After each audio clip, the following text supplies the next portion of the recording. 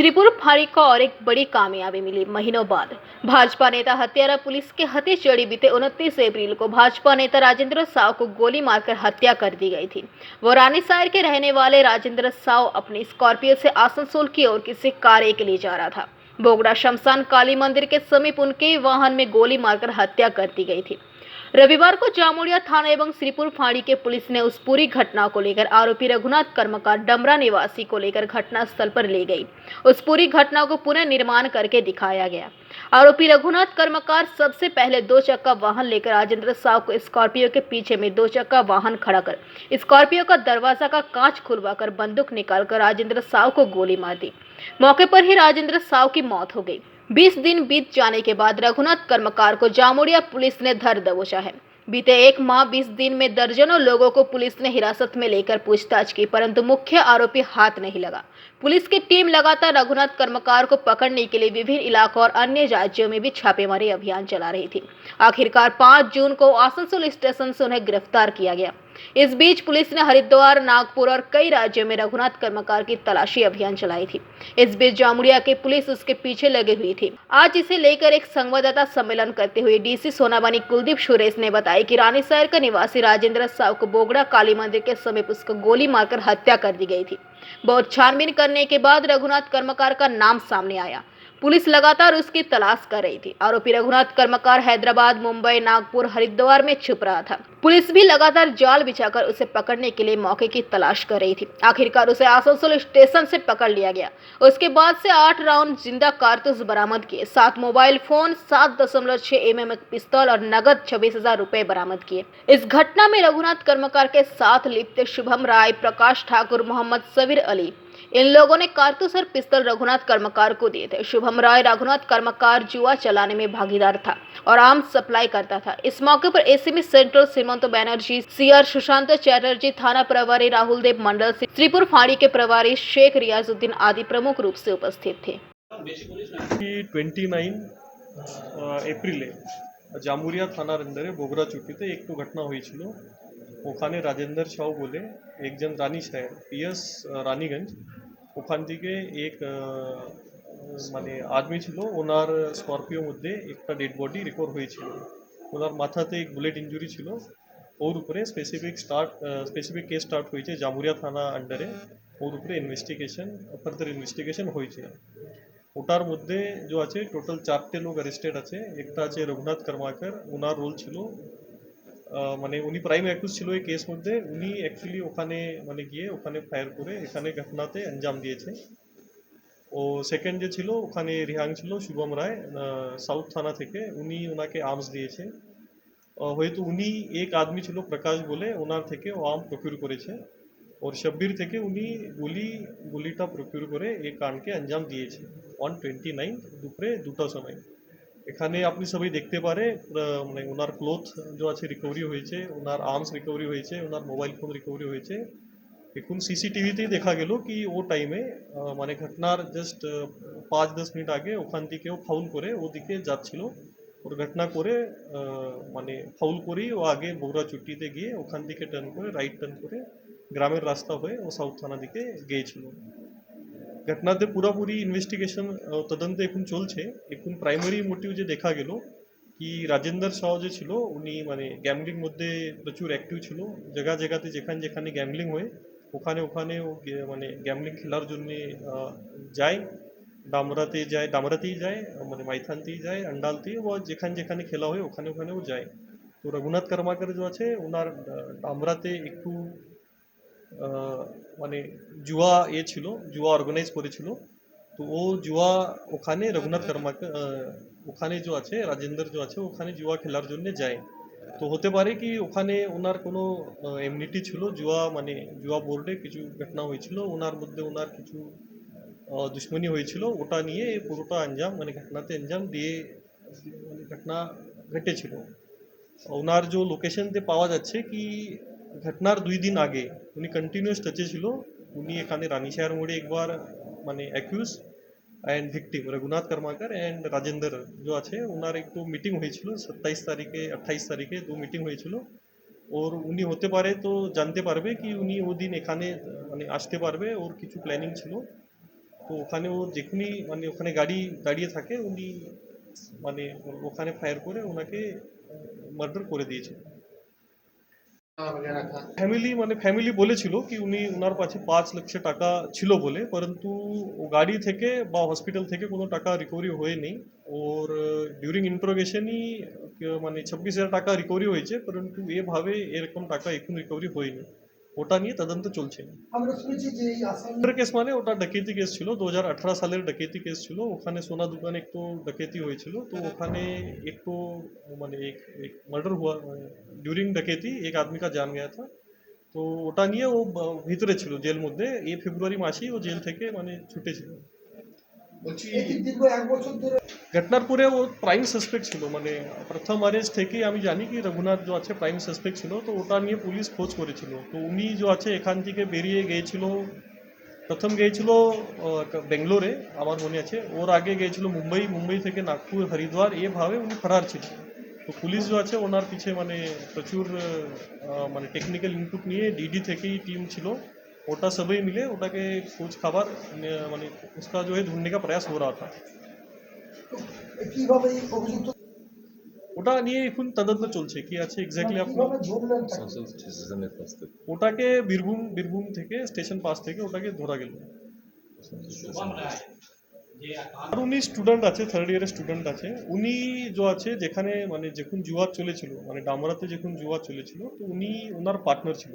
মানে Raghunath Karmakar is main organiser and Shubham Roy is partner in that জুয়া board.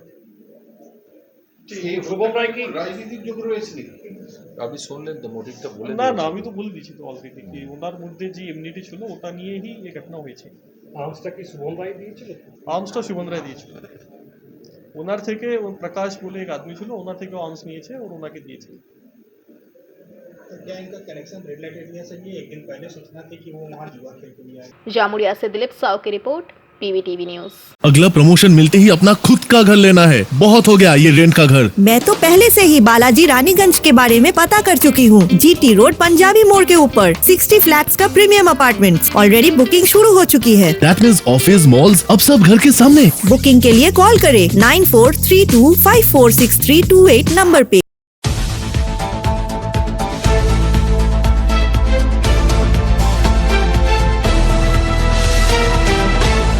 Bankura नगर पालिका में तृणमूल कांग्रेस से पार्षद रही अनन्या चक्रवर्ती के पति सुदीप चक्रवर्ती ने कांग्रेस का दामन थामा।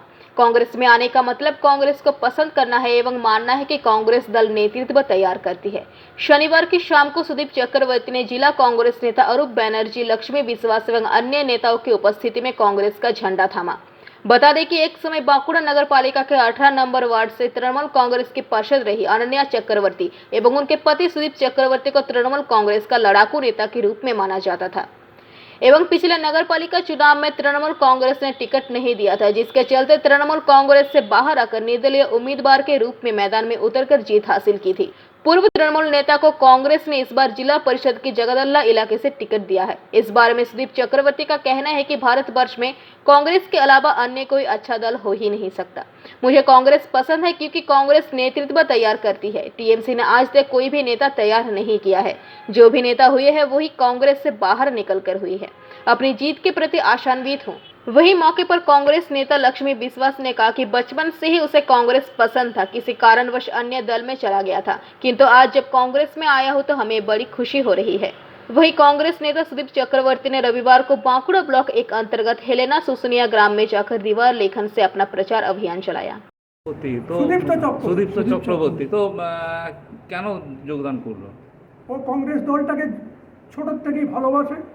কিছুদিন কোনো একটা দুর্ঘটনা চক্রে অন্য দলে গেছিল, সেখান থেকে তারপরে তাকে যখন টিকিট না দেয় সে তখন নির্দল প্রার্থী হয়ে দাঁড়ায়। যেদিন নির্দল ফাইল করে সেদিন মুন্নাকে আমি বলেছিলাম তুমি নির্দলে ফাইল করতে দিও না বৌদিকে, আমার দলের কংগ্রেস হয়ে জয়েন করো। এটা মুন্না স্বীকার করবে, আরও স্বীকার করবে যে ওর সাথে সম্পর্কটা আজকে একদিনের নয়, বহু পুরাতন, বহু যুগের। আজকে আমি কংগ্রেস তরফে ওকে আমি পেয়ে আমি খুব খুশি, খুব খুশি, খুব খুশি। তো এর আগে ও কোন দল করতো? প্রথমে ও কোনো দল করতো না, ওনার বিশেষ তৃণমূলে ছিল। তৃণমূল থেকে বেইমানি করে ওর টিকিটটা কেড়ে নেয়, নির্দল এসে তখন কন্টেস্ট করতে বাধ্য হয়। সেই ফর্মেই আমি বলেছিলাম তুমি নির্দলে দাঁড় করিও না, আমার কংগ্রেসের তরফ থেকে দাঁড়িয়ে যাও, কিন্তু সে কোনো কারণে করতে পারেনি। পরবর্তীকালে আজকে মুন্না যেটা জয়েন করলো, আমি এর চেয়ে বড় খুশি, আমার মতো খুশি আর কেউ নয়। এবারে পঞ্চায়েত ভোটে ও কোথায় দাঁড়াচ্ছে প্রার্থী হয়ে? জগদল 30 নম্বর জেপি একে একে দিয়ে বলা করো না। ঠিক আছে। না, ওটা ও বলবে। ও বলো ওকে না এই যে আর তৃণমূল করেছেন, তারপর নির্দল, তো পঞ্চায়েতের ভোটে কেন এই দলে এলেন? দেখুন, একটা কথা, আজ পর্যন্ত কংগ্রেস ছাড়া কোনো নেতৃত্ব দিতে পেরেছি গোটা ভারতবর্ষে? আজকে যারা তৃণমূলে আছে, যারা মমতা বন্দ্যোপাধ্যায় থেকে শুরু করে বিজেপি শুভেন্দু অধিকারী থেকে শুরু করে এবং যতজন তৃণমূল কংগ্রেসের বা অন্যান্য দলের নেতৃত্ব আছে, তারা সব কিন্তু কংগ্রেস থেকেই গেছে। আজ পর্যন্ত তৃণমূল কংগ্রেস কোনো নেতা তৈরি করতে পেরেছে কি? আপনারা বলুন, একটা নেতার নাম বলুন যে তৃণমূল কংগ্রেস কোনো নেতা তৈরি করতে পেরেছে। আমি কংগ্রেসে এসেছি, আমি কংগ্রেসে নেতা হতে এসেছি, এখানে নেতা তৈরি করা হয়।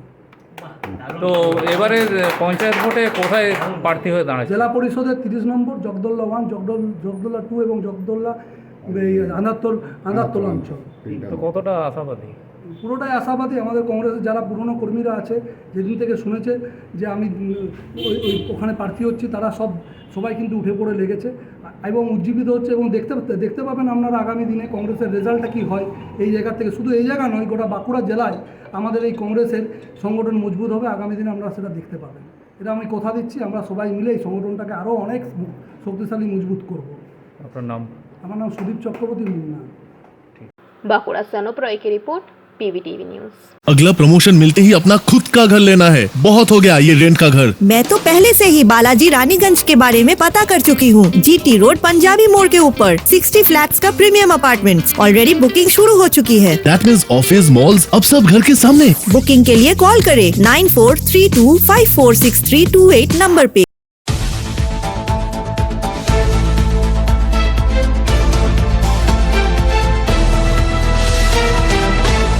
परंपरा के मुताबिक अगले 1 वर्ष के लिए नए अध्यक्ष का दायित्व ग्रहण करने से पहले बांकुड़ा लायंस क्लब की तरफ से शपथ ग्रहण का आयोजन किया जाता है, जिसके तहत शनिवार को बांकुड़ा लायंस क्लब का 48वां इंस्टॉलेशन समारोह का आयोजन हुआ, जो कि बीकना स्थित लायंस सेवा सदन में हुआ। कार्यक्रम की शुरुआत प्रदीप प्रज्वलन के माध्यम से शुरू हुई, जहां प्रमुख अतिथि के रूप में उपस्थित थे भूतपूर्व Lions International director Vishnu Bajoria, installation officer Gauri Shankar Dev, विशेष अतिथि के रूप में उपस्थित आर भाया, विदाई अध्यक्ष Anumita Chatterjee, Bankura Lions Club Welfare Trust के सचिव राजकुमार सुरेका, वरीय सदस्य रविशंकर सुरेका समेत अन्य गणमान्य उपस्थित रहे।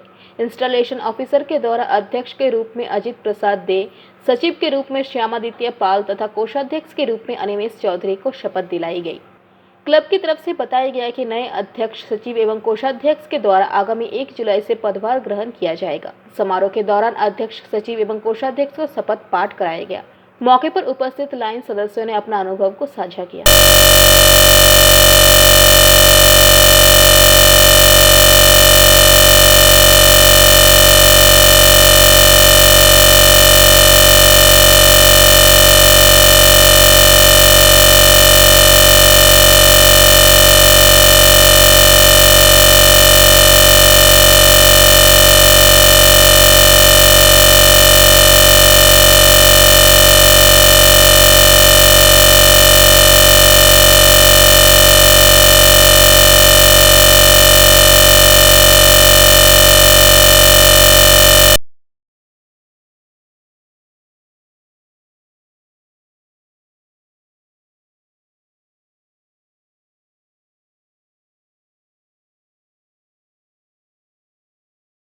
बांकुड़ा से प्रणब कुमार की रिपोर्ट, पीवीटीवी न्यूज।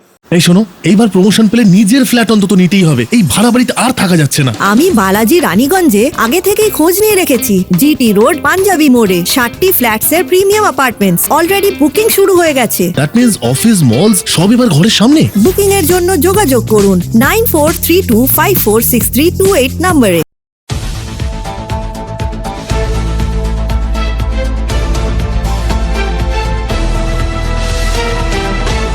गर्मी में रक्त संकट को दूर करने के लिए पूर्व पार्षद रमा प्रसाद हालदार के उद्योग से रविवार की सुबह को राजमहल होटल संलग्न जोड़ा तालाब के समीप रक्तदान शिविर आयोजित की गई। इसका सहयोग इलाके के उद्योगपति ने किया है। इस दौरान उपस्थित दुर्गापुर नगर निगम बोर्ड के चेयरपर्सन अनिंदिता मुखर्जी, बोर्ड के सदस्य राखी तिवारी, शिक्षक वेणुगोपाल एवं तृणमूल कार्यकर्ता मौजूद थे। कार्यक्रम की शुरुआत दीप प्रज्वलित कर की गई एवं अतिथियों को फूलों का गुच्छा देकर सम्मानित किया गया। इस दौरान शिविर पर अतिथियों ने अपना अपना वक्तव्य रखा। इस दौरान अनिंदिता मुखर्जी ने कुछ बातें कही। একটা অসাধারণ উদ্যোগ, আপনারা দেখতেই পাচ্ছেন যে কি পরিস্থিতি। একটুখানি আশার আলো দেখেছিলাম যে কাল বৃষ্টি হয়েছিল, কিন্তু যথারীতি প্রচণ্ড গরম। আর এই দাবদাহের মধ্যে দিয়ে রক্তের সংকট প্রবল আকারে দেখা দেয়। এই সময় রক্তদান শিবির করাটা সত্যি করে অত্যন্ত কঠিন ব্যাপার, কষ্টকর ব্যাপার এবং উদ্যোগ ছাড়া হয় না। এখানে বিশেষ উদ্যোগ যারা নিয়েছেন, আমার ভাই রমাপ্রসাদ হালদার, দুর্গাপুর পৌর কমিটির চেয়ারম্যান, চেম্বার অফ কমার্সে আছেন উনি, এবং বিশিষ্ট সমাজসেবী, ওর সঙ্গে আছেন বিশিষ্ট উদ্যোগপতি ভাই বিকাশ এবং ২ নম্বর ওয়ার্ড পরিবারের সমস্ত সদস্যরা মিলে এই রক্তদানের আয়োজন করেছেন শিবিরে। চিরেই শুরু হবে, প্রচুর মানুষ রক্ত দেয়। কতজন টার্গেট? 60 জন টার্গেট আছে। আপনারা বুঝতেই পারছেন, বড় বেগা রক্তদান শিবির। Thank you. এবং আমাদের সাথে ঐকান্তিকভাবে সাহায্য করেছে আমাদের এলাকার, আমাদের ওয়ার্ডের একজন বিশিষ্ট উদ্যোগপতি এবং একটি আমাদের যুব নেতা বিকাশ কর্মকার। তার সাথে সাথে আমাদের ২ নম্বর ওয়ার্ডের সকল সদস্যবৃন্দ এবং ১৯ নম্বর ওয়ার্ডের তন্ময় রায় রয়েছে এর সাথে যুক্ত। সকলে মিলে আমরা উদ্যোগ নিয়েছিলাম যাতে করে এই এলাকার যে সমস্ত যুবকেরা রয়েছে তারা সবাই মিলে এবং যুবক যুবতীরা মিলে আজকে ৬০ জনের মতো রক্তদান করবে এবং গ্রীষ্মকালে রক্ত সংকট দূরীকরণই হচ্ছে আমাদের একমাত্র উদ্দেশ্য। কৃষক এবং কর্মকর্তারা এসেছেন আজকে রক্ত সংগ্রহ করার জন্য এবং আমাদের এই রক্তটা দুর্গাপুর সাব ডিভিশন হসপিটালেই যাবে। দুর্গাপুর সিনেমায় দাস की रिपोर्ट, PVTV নিউজ। এই শোনো, এইবার প্রমোশন পেলে নিজের ফ্ল্যাট অন্তত নিতেই হবে। এই ভাড়া বাড়িতে আর থাকা যাচ্ছে না। আমি বালাজি রানীগঞ্জে আগে থেকেই খোঁজ নিয়ে রেখেছি। জিটি রোড পাঞ্জাবি মোড়ে 60টি ফ্ল্যাটসের প্রিমিয়াম অ্যাপার্টমেন্টস অলরেডি বুকিং শুরু হয়ে গেছে। দ্যাট মিন্স অফিস, মলস সব এবার ঘরের সামনে। বুকিং এর জন্য যোগাযোগ করুন 9432546328 নম্বরে।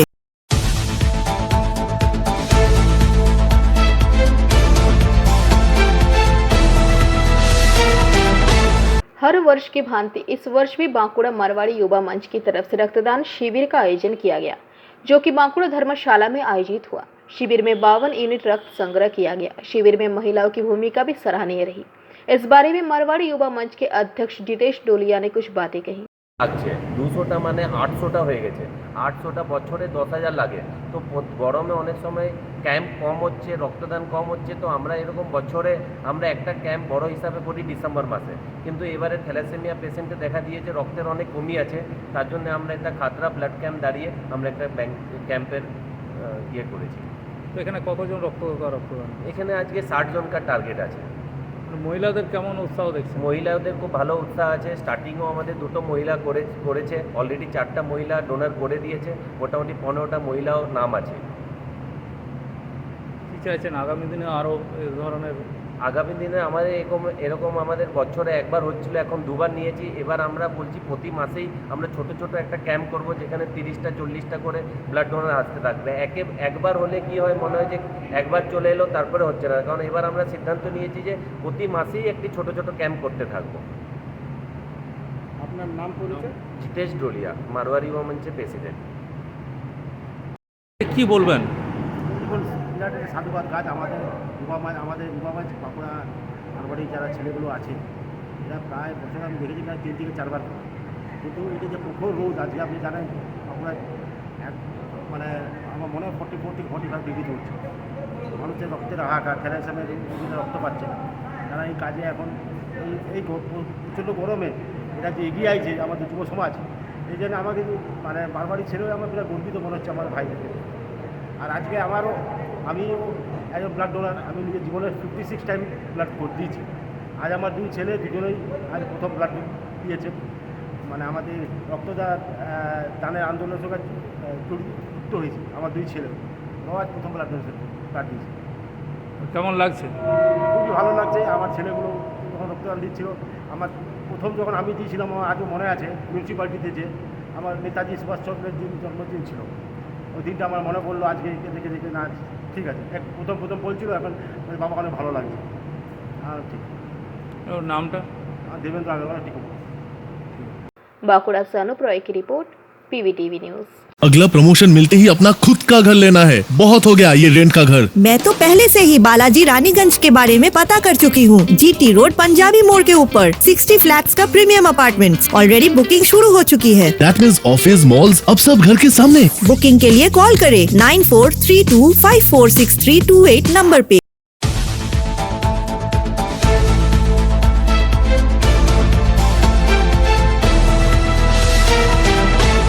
रानीगंज के राजा बांध में एक अजीम जलसे का आयोजन किया गया। इस जलसे का नाम गौशे बांग्ला कॉन्फ्रेंस था, जहां मुख्य रूप से सैयद डॉक्टर समीम नईमी, सैयद नफीस आलम इंदाराबी, मौलाना मुजफ्फर हुसैन रिजवी, मौलाना अब्दुल कादरी कमाल खान की नेतृत्व में ये जलसे का आयोजन किया गया। इस जलसा सूफी संत का मिशन है और वो लोग अपनी जिंदगी कैसे बसर किया और ये दरबार हुजूर गौशे बांग्ला जहां हर धर्म के लोग जाते हैं और अपने मन की मुराद पाते हैं। इस जलसा में सूफी संत के बारे में बहुत सी बातें बताई गई।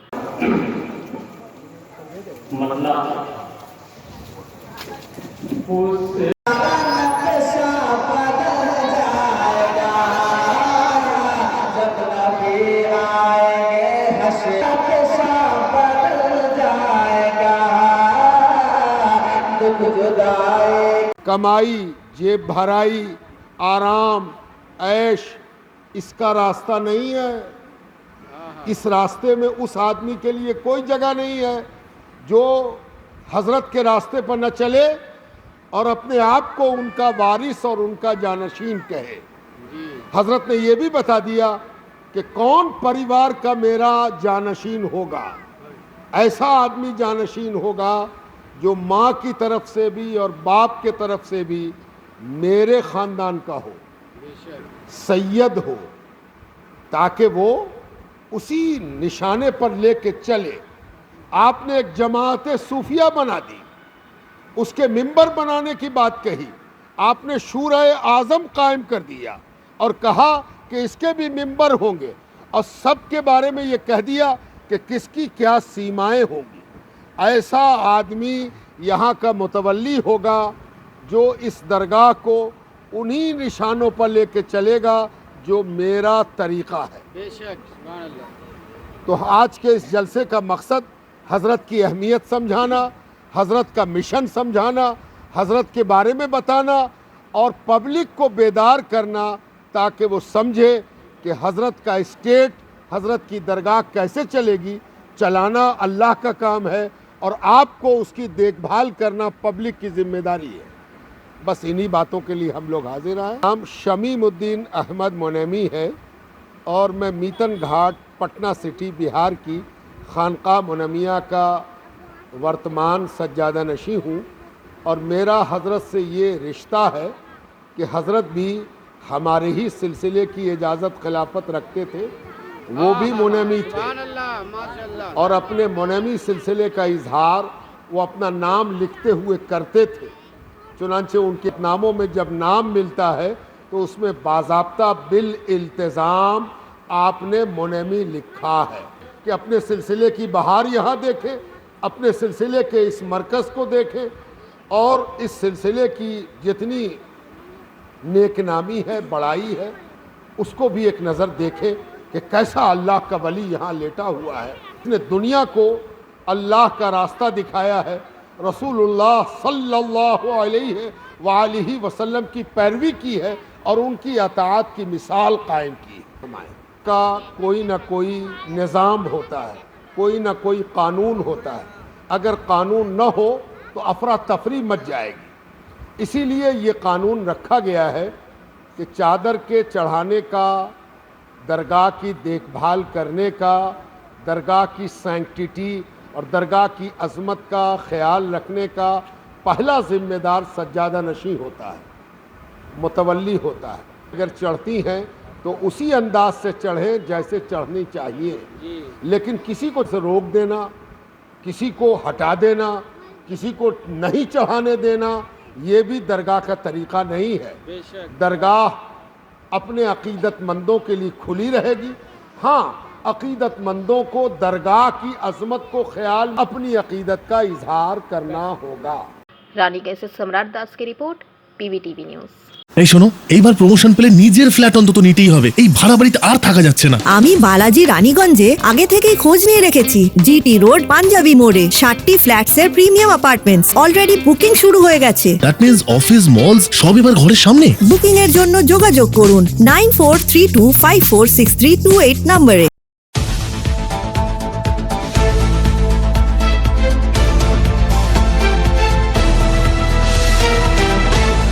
लोकतांत्रिक धर्मनिरपेक्ष सामाजिक संगठन आवास की तरफ से रानीगंज के कोयला भवन में एक संवाददाता सम्मेलन किया गया। इस संवाददाता सम्मेलन में संगठन के राज्य अध्यक्ष सईदुल हक, जिला अध्यक्ष इफ्तिखार नायब, सचिव नोमान अशरफ ने संवाददाताओं को संबोधित किया। उन्होंने कहा कि पश्चिम बंगाल में सिविल सर्विस की परीक्षा में हिंदी और उर्दू को हटा दिया गया है और बांग्ला में 300 अंक का प्रश्न पत्र उत्तीर्ण करना जरूरी बना दिया गया है।